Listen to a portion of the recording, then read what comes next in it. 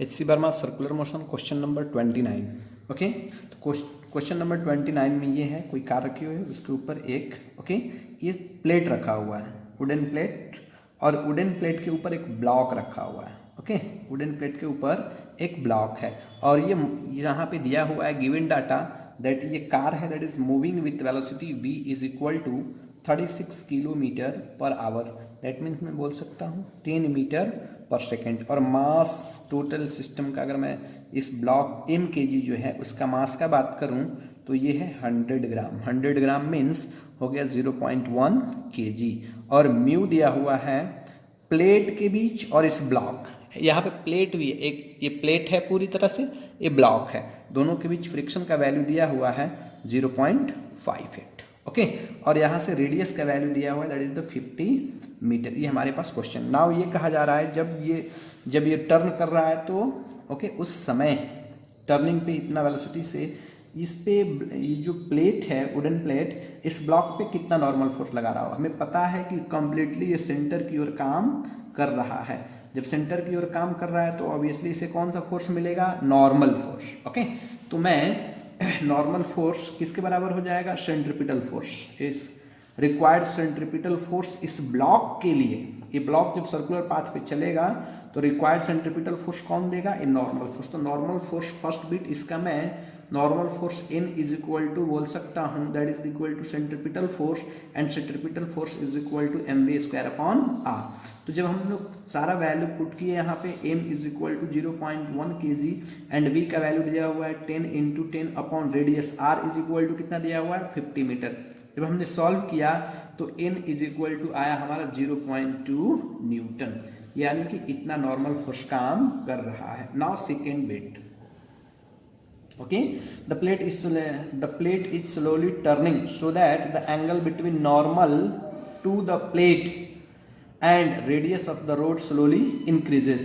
कुछ ऐसा जैसे जैसे प्लेट अब क्या स्लोली टर्न करने लगा तो प्लेट, ये वाली प्लेट मान लो टर्न करके प्लेट इस तरह के पोजीशन में आ गया। सपोज लेट्स इस तरह का पोजीशन बना लिया, तो इसके ऊपर जो ब्लॉक है, ब्लॉक तो ये इस पोजीशन में आएगा, तो इसके तरफ रोड की तरफ तो ये नॉर्मल काम कर रहा था that is centripetal force mv square by r, और इस पे नॉर्मल किधर काम करेंगे, ये हमारा ओके। और मैं ये अब बोला जा रहा है कि टर्न किया किसी भी एंगल थीटा बना लिया, जब ये कोई भी एंगल थीटा पे है तो इधर इसका कंपोनेंट का बात करें तो ये जो नॉर्मल फोर्स है, इस नॉर्मल फोर्स किसके, इसका कंपोनेंट के लिए हम लोग बात करेंगे इधर। ओके, और इस डायरेक्शन में जैसे ही मूव करेगा इसका कंपोनेंट इधर एफबीडी ड्रॉ किया तो इधर कौन सा, फ्रिक्शन फोर्स। तो मैं लिख सकता हूँ यहाँ पे n इज इक्वल टू इधर कंपोनेंट लिया कितना आ गया हमारा mv square upon r cos theta, ये हमारा फर्स्ट इक्वेशन।